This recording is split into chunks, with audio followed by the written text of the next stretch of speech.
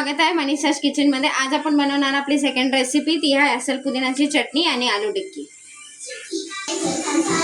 अस्सल पुदिनाची चटणी बनवण्यासाठी आपल्याला काय काय साहित्य लागणार आहे ते आपण एका प्लेट मध्ये घेतलेले आहेत। दही, अर्धा लिंबू, थोडासा मीठ स्वादानुसार, थोडासा आलू शेव, कारण की त्याने टेस्ट खूप छान येतं। तर तुमच्याकडे बुंदी असेल तर तुम्ही बुंदी जरी टाकू शकता, पण मी आलू शेव टाकते। पुदिना, धनिया, एक हिरवी मिरची, एक कांदा आणि कढीपत्ता। आता आपण हे सगळे साहित्य ग्राइंड करून घेणार आहोत मिक्सर मध्ये।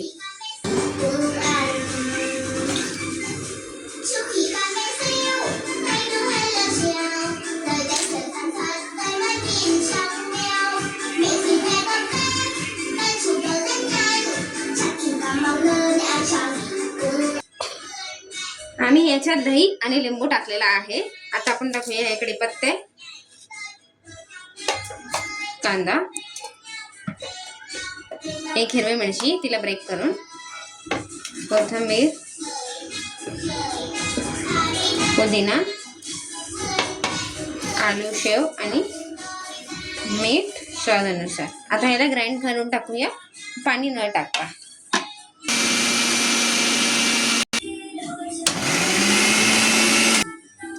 आता तुम्ही बघू शकता आपली चटणी ग्राइंड झालेली आहे। व्हाईटिश कलर दही आणि आलू शेव टाकले आपण त्यामुळे आलेला आहे। आपण ह्याला दुसऱ्या ह्याच्यात कन्वर्ट करून घेऊया। ही ग्राइंड केलेली चटणी आपण एका ह्याच्यात कन्वर्ट करून ठेवू शकतो। आपण ही चटणी फ्रीज मध्ये कमीत कमी 6 to 8 days म्हणजे एक आठवडाभर आपण ठेवू शकतो। याच्यात पाणी वगैरे काही वापरलेलं नाहीये, कारण की दही आणि लिंबू मुळे ते मॅनेज झाली ही चटणी।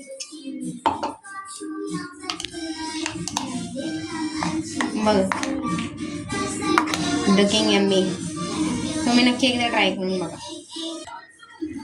आपली चटणी रेडी झालेली आहे। आपण हिला डब्यात टाकून, स्टीलच्या किंवा जो डबा तुम्ही प्रेफर कराल त्या डब्यात टाकून तुम्ही फ्रीज मध्ये ठेवू शकता। आता आपण स्टार्ट करू आलू टिक्की बनवायची। जसं आपण बघितलेला, आपण पुदिनाची चटणी केलेली, आपली अस्सल पुदिनाची चटणी आणि आलू टिक्की जसं तुम्हाला सांगितलं होतं त्याच्या आता आपण सामग्री घेऊया। ब्रेड घेऊया, 4 to 5 स्लाइस ब्रेड आहेत आणि 4 to 5 बटाटे आहेत। साईज प्रमाणे कमी जास्त तुम्ही करू शकता बटाटे आणि ब्रेड, ठीक आहे। आता आपण हे बटाटे बॉईल करून घेऊ आणि याचे ब्रेड क्रम्स बनवून घेऊ ग्राइंडर मध्ये। आपण जी ब्रेड घेतलेली ते ब्रेडचे आपण तुकडे करून मिक्सर मध्ये टाकले। आपण याला ब्रेड करून ब्रेड क्रम्स रेडी करून घेऊया। हे बघा, हे आपण जे ब्रेड घेतलेली मिक्सर मध्ये ग्राइंड करून ते आपले रेडी आहे। ब्रेड क्रम्स रेडी आहेत, ठीक आहे। आणि हे आपले बॉईल बटाटे, ठीक आहे। मी 5 बटाटे घेतले, तुम्ही कमी जास्त मेजरमेंट अनुसार घेऊ शकता जसे तुम्हाला हवे असतील। आणि आपली तिसरी सामग्री आहे पोहे। पातळ पोहे होते ज्यांना मी भिजून ठेवलं होतं 2 मिनिटात, ते आता असे झालेले आहेत। बॉईल पोटॅटो आपण मॅश करून घेऊया।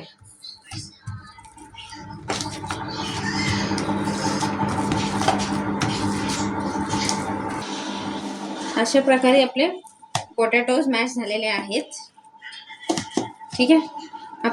आपण ह्याच्यात आता पोहे जे आपण भिजून ठेवलेले 2 ते 5 मिनिटं ते आपण ह्याच्यात मिक्स करून घेऊया। आता आपण हँडचा वापर करू, कारण की हँड्सनी प्रॉपर होतो मॅशअप, तर तुम्हाला माहितीच असेल। पोहे यासाठी टाकतोय आपण, त्यांना शेप द्यायला इझी पडेल आपल्याला।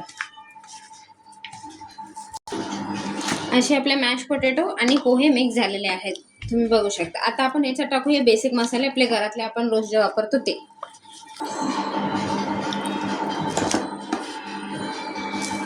मीठ स्वादानुसार, मिरची पावडर,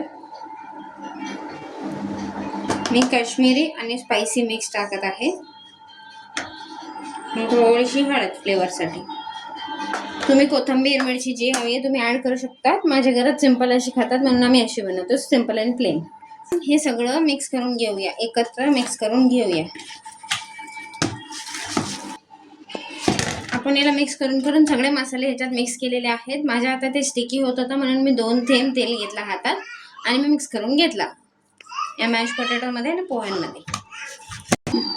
आता आपण तुम्ही बघितलं जसं की हे आपण मॅश करून ठेवलं पोटॅटो आणि पोहे मिक्स करून मसाले टाकून, ठीक आहे। आपण हे घेतलंय कॉर्नफ्लॉवर 2 टेबलस्पून। आपण आता याची स्लरी बनवून घेऊया आणि याच्यात थोडंसं मीठ टाकूया। आपण हे कॉर्नफ्लोअरला घेऊन याची स्लरी रेडी केली, म्हणजे याच्यात 50 किंवा 60 ml पाणी टाकून असं पातळ करून घेतलेला आहे। त्याचे आपण मॅशचे आपण असे बॉल्स घेऊया. ज्याप्रमाणे तुम्हाला बॉल पाहिजे ते तुम्ही घेऊ शकता. मी एवढी एवढी मेजरमेंट साईज घेते. थोडासा 2 थेंब हातात मी तेल घेतलेलं आहे, तुम्ही बघू शकता. आता आपण याला मॅश करून घेऊया आणि बॉल बनवून घेऊया. बॉल किंवा टिक्की तुम्हाला जसं शेप आवडत असेल तुम्ही तसं बनवू शकता. हे बघा, ते मॅश पोटॅटो आणि हे जे आम्ही घेतलेलं आहे त्याचं मिश्रण घेतलेलं, अशा प्रकारे आम्ही त्या मॅश पोटॅटोजची अशी टिक्की बनवून घेतलेले आहेत.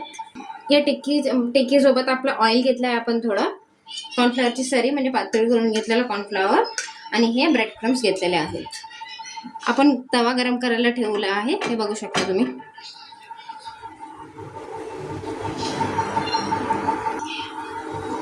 आपण तव्यावरती थोडंसं ऑइल टाकूया, जसं तुम्हाला वाटेल ते. मग टिक्की म्हटल्यावर ते थोडंफार ऑइल तर जाणारच आहे.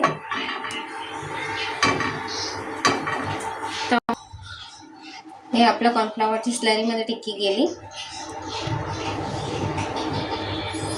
आणि ही आपली टिक्की गेली ब्रेड क्रम्समध्ये.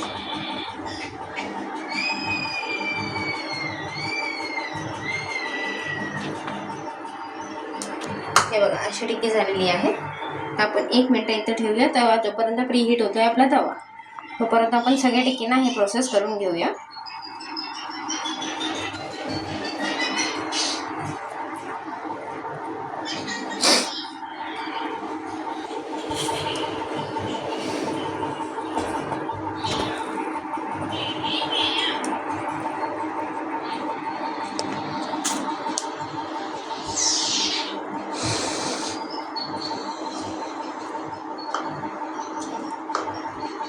हे बघा, अशा प्रकारे आपले 4 टिक्की ब्रेड क्रम्स आणि कॉर्नफ्लॉवरची स्लरीमध्ये डीप झालेले आहेत. तवा पण आपला प्रीहीट झालेला आहे.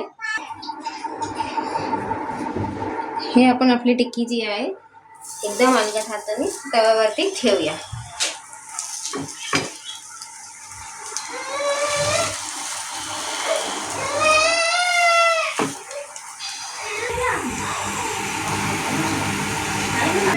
या टिक्कीवरती आपण थोडं ऑइल लावून घेऊया आणि बाजूबाजूला पण थोडं ऑइल टाकून देऊया.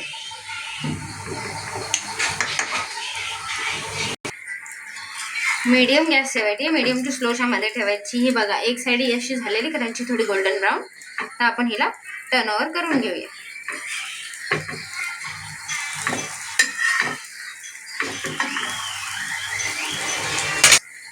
परत ह्या साईडने थोडं ऑइल टाकून देऊया, जास्त नाही, थोडं मी लावते कारण की त्यांना क्रंची व्हायला. आणि असाच आपला सेम प्रोसेस आपल्याला टिक्की शिजूपर्यंत कमीत कमी 2 ते 3 वेळा उलटा आणि सरळ करायचा आहे. लवकर क्रंची करायला आपण ह्याला जरा 1 ते 2 मिनिटं झाकून ठेवूया. बघा, अशा प्रमाणे आपली टिक्की अशी झालेली आहे आणि आपण परत हिला असं टर्न ओव्हर करून घेऊया.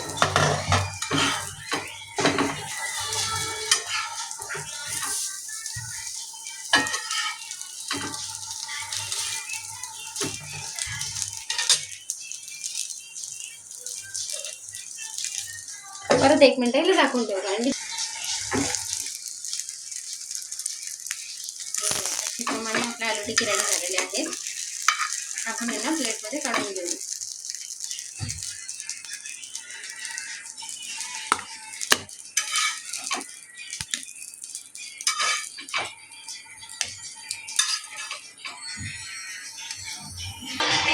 हे बघा, अशी आपली आलू टिक्की आणि चटणी रेडी झालेली आहे. एन्जॉय.